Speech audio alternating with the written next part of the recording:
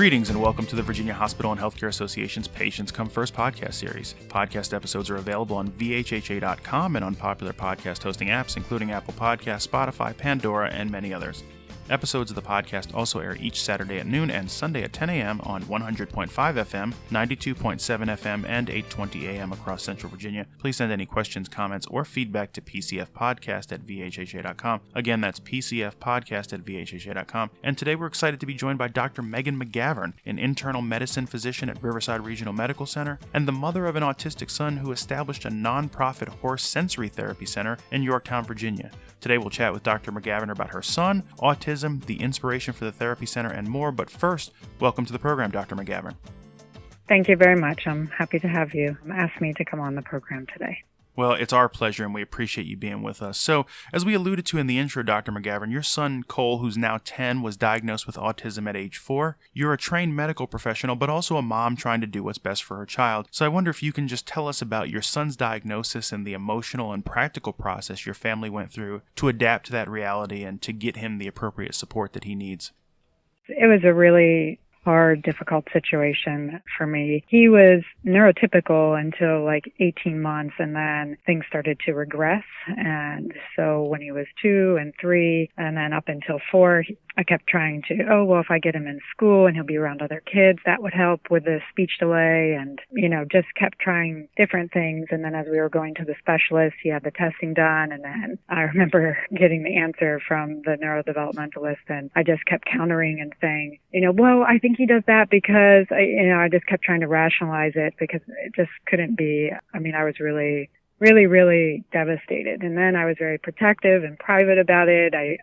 Our family didn't know he was autistic till right before I started all this stuff with the horses, because I didn't want them to find something on social media and we hadn't told them. But I just kept thinking that I would be able to, so-called in quotes, fix the problem by getting him in different therapies. And I was researching everything, trying everything. And yes, I'm a physician, but I don't do any pediatrics. And then aside from that, I don't think you really know what it's like to have an autistic child unless you're living in that situation. So being a physician doesn't always give you the best lessons to cope with that and help your child.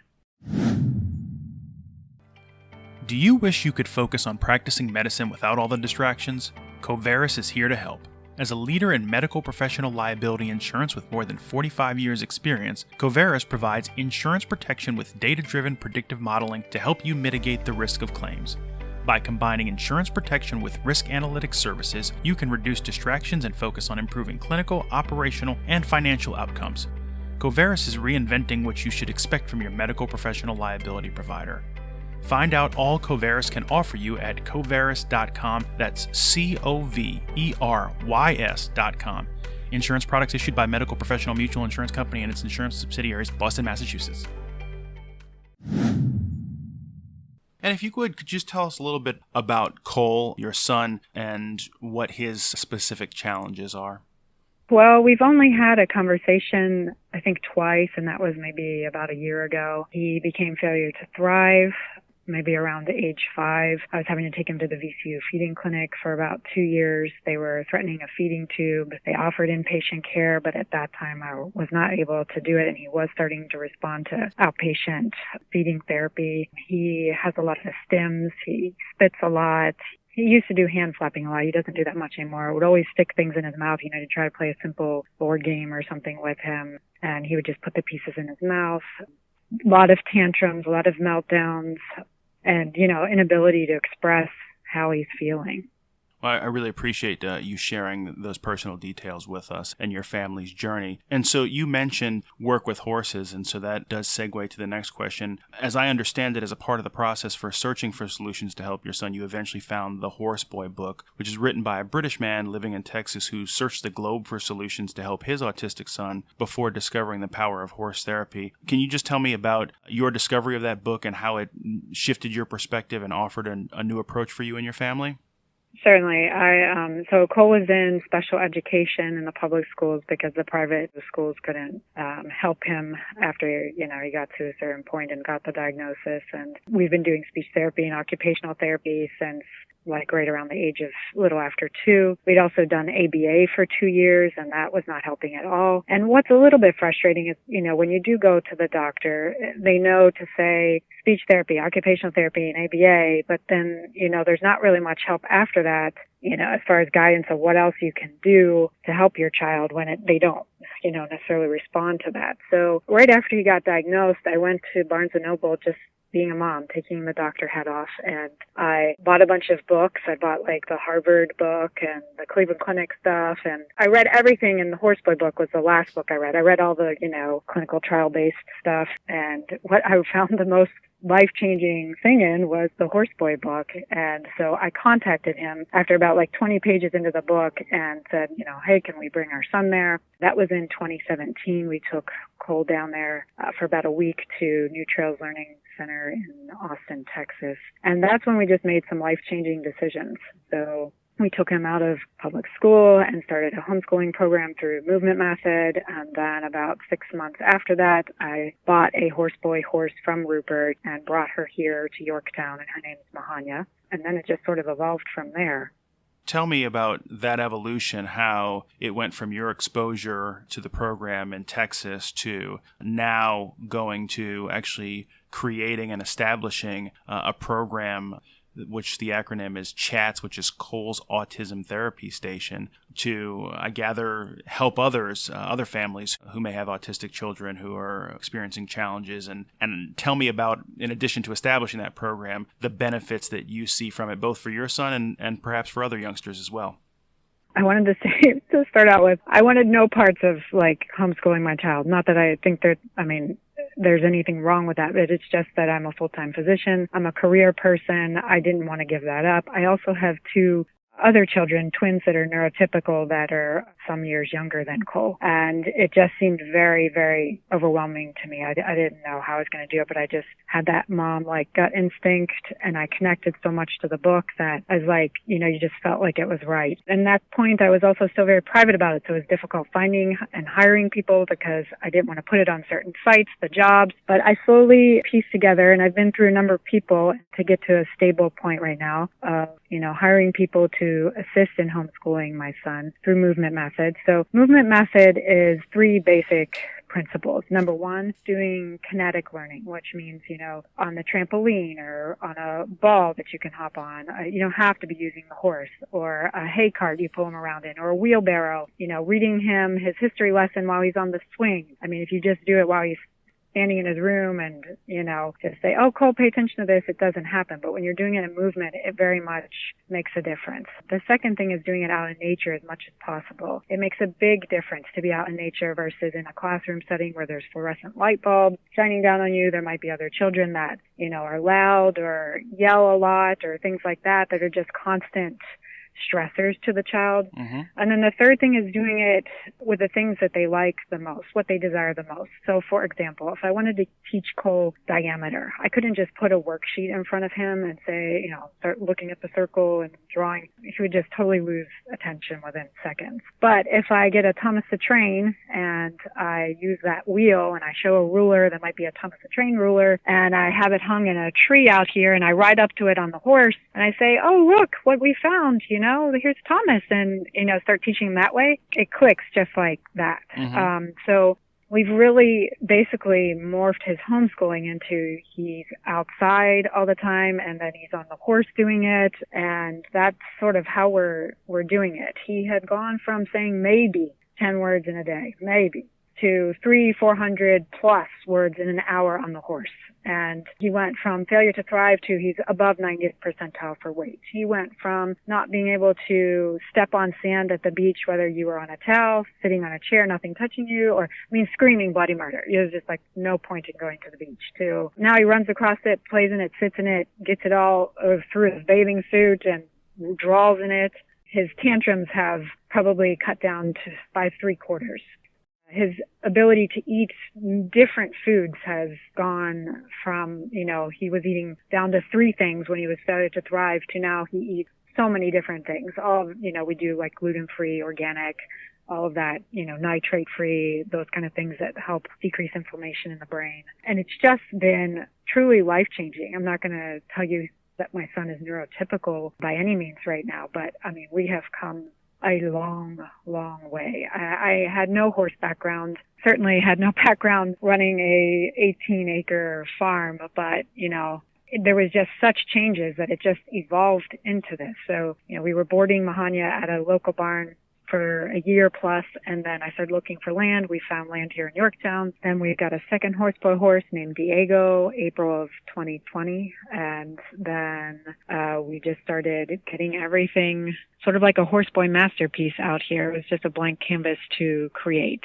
and that is what we have been doing over the past year. And then I created a nonprofit fall of last year and started helping children in the community here. I mean, it's just made such a difference for him, and I have the ability to do it, and I want to be able to show them that there's other options. I'm not saying that, he still goes to speech therapy, occupational therapy, and we do a lot of supplements and, dietary things, but, there's a role I feel for, I guess this would be considered alternative therapy, and I think it's a combination of all of that can help a child, potentially heal or progress.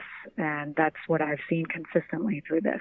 Well, it's a really marvelous story, and you are to be commended. I'm sure that this as you said, has been, a challenging ordeal as a parent, but, just your ability to problem solve and overcome and find solutions that are working. And it's great to hear about the progress that your son has made. So that's fantastic.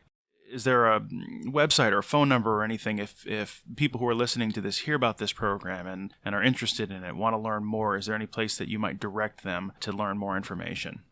Certainly. The website is www.chats757.com. And on Facebook, if you type in @Cole's Horse Therapy, all one word. And the email address to us is explorewithchats@yahoo.com, and those would be your primary contacts. They're also on Instagram.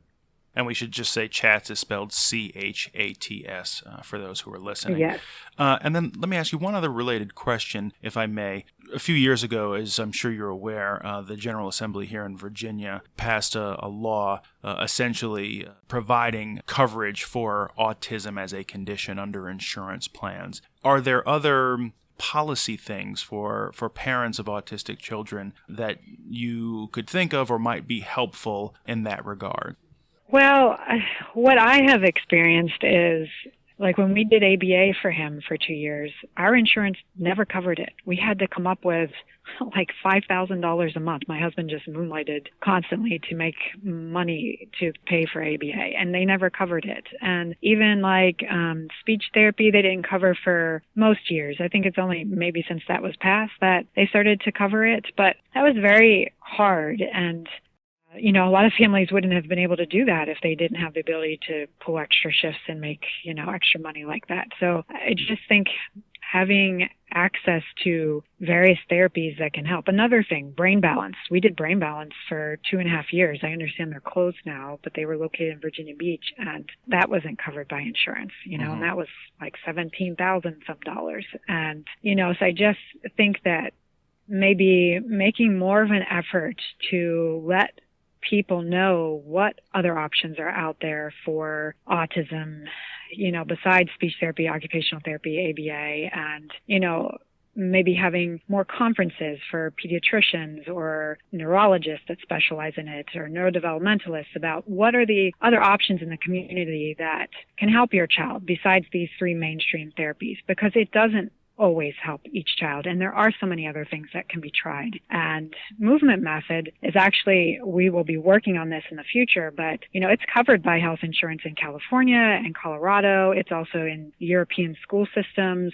Horseboy method and movement method, there's sites in 30 plus countries. There was nothing here, so I'm sort of pioneering it here in this area and working on that as it goes along. But just, somehow making it more known of what else you can do to help your child besides those 3 standard things. I think that would be my biggest thing to say about it, because I mean, I spent so much time researching because I never had any answers from physicians that I saw for Cole. And I'm not saying it's their fault. I'm just saying, if you don't have the ability to research like that or, know how to do that, your child is going to maybe not progress or advance. Well said and great perspective. And now that we've covered that serious stuff, Dr. McGavern, I do have a couple other personal questions for you. Okay. Little more fun, just to give listeners a bit of insight about you beyond your work. The first question, and this is an entirely imaginary premise, but if you could anticipate your final day on Earth, what would your last meal be? Oh, a veggie burger from Cheesecake Factory. Okay. Absolutely. And what condiments or toppings go on that? Honey mustard, and then it'll have like the tomato, onions, pickles, the cucumbers, and the lettuce. Yeah. Okay. The next question for you is, what's one post-COVID thing you're most looking forward to being able to do? I'm looking forward to being able to go on an airplane with my son where he does not have to wear a mask because he's not able to he won't keep it on for more than seconds. So he's not been able to go anywhere. And we haven't seen my husband's family for almost 2 years now. And we're just trying to wait for that to be lifted so we can actually take him with us to see them. Well, catching up with family is always a good thing. And finally, Dr. McGavern, if you were stranded on a deserted island, what one book, one album, and one movie would you take with you to keep yourself company? We will spot you a copy of the religious text of your choice. So other than that, what are your 3 entertainment survival kit picks? Oh, gosh. You said what? One book, movie, and album. Record album? Correct. Oh gosh. Movie, I would say Outlander on Netflix.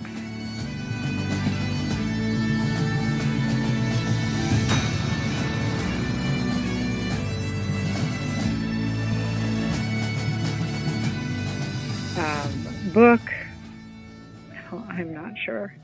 You can skip that one. Maybe Wuthering Heights. Okay. And then it would have to be probably something reggae, maybe like Sister Nancy and Bom Bom. Oh, wow. That's a deep cut. I love that song. Wow.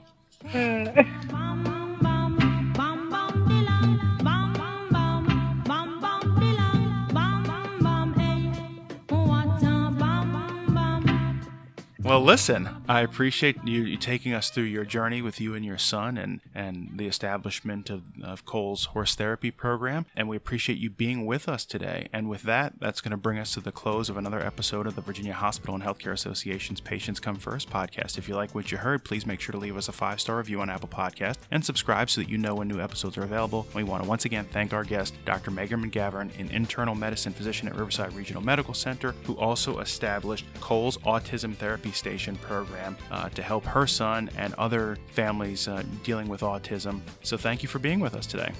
Thank you so much. I appreciate it.